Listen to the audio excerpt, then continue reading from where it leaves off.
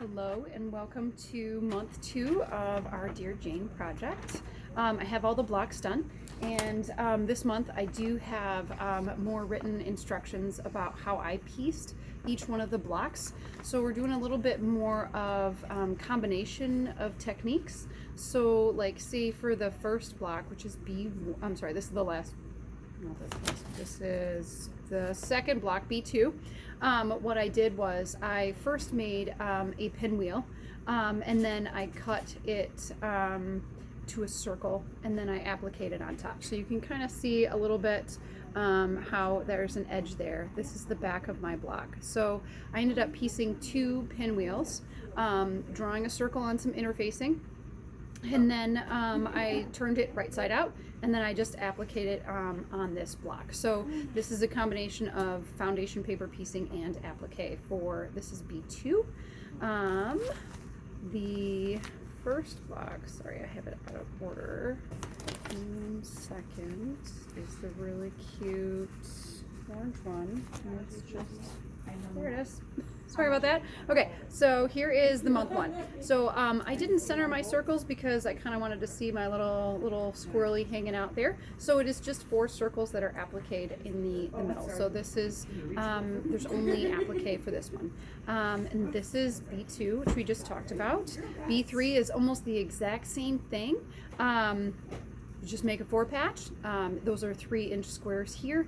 And I made 2 of them, and then just trace the circle template onto interfacing, sewed that to one of my 4 patches, and then turned it right side out, and then sewed it onto there.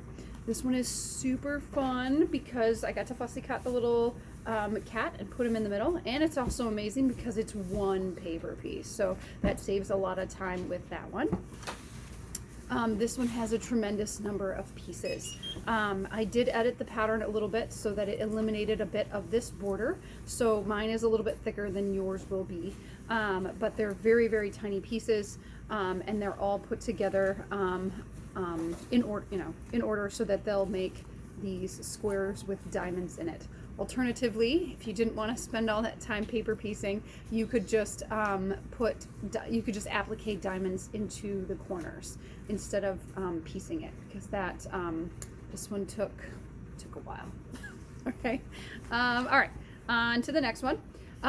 This one was really fun. I kind of really like the effect. It kind of has a stained glass window look to that one. Again, foundation paper pieced. That one went really well.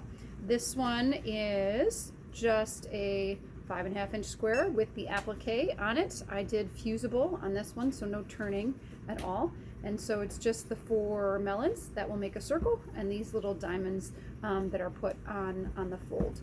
So I always fold my fabric in half so that I have a nice guideline, and then I fold my applique pieces in half, and then I line up both of those folds so that I can get it centered perfectly on the diagonal.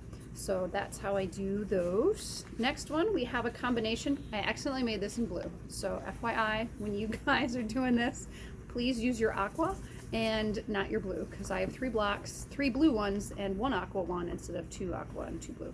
So this one is foundation paper pieced with a tad bit of applique. So this pattern had, these, very straight points, but then also the curves, and that is not really feasible with paper piecing. So I just appliqued those on there, and I kind of played around this month and combined a lot of different fabrics. So instead of using 1 fabric per block, this month I did a combination. So this one has 2 different, and so does this one. So this blue one also has the solid and also a flower print. So that one is a little bit different. This one, I did all the same. It's just that I really liked this one. I don't know why. It was super fun, really simple foundation paper piecing. This one is also another one of the combination of foundation paper piecing plus applique. So I foundation paper pieced this entire block, so it's all 1 piece here. And then these corners right here are just appliqued on. So all of these little curves here are appliqued onto the block, and I used the 2 pinks. I used 2 different pink fabrics here, but in your case, when you get your kit, it will just come with the square. Oops, I dropped it.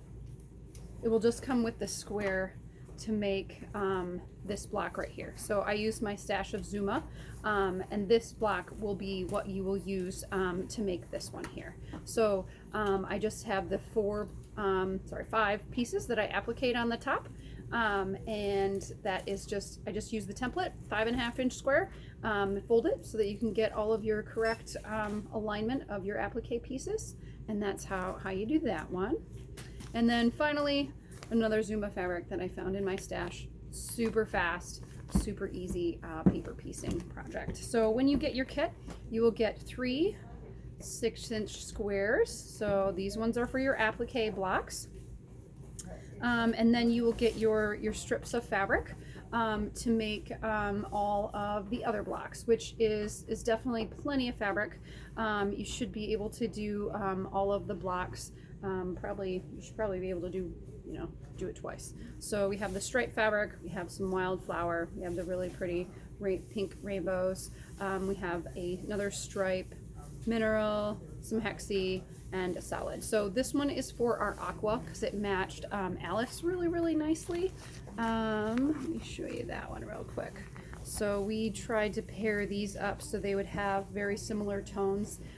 Instead of putting it with blue, this is with our aqua. So these two match really nicely. I think that's it. So also this month, I have everything up on the website. You can take a look at that. And then I have also separated it into sections. So instead of having FPP and EPP right after each other and having to go, okay, I want FPP, I want EPP, whatever it is, they are now split up into different sections. So it should be way easier for the EPPers to grab theirs. So there's a special section just for the EPP, so you'll be able to get all of yours there, and then another section that is just for FPP. That way you can just click all the files that way.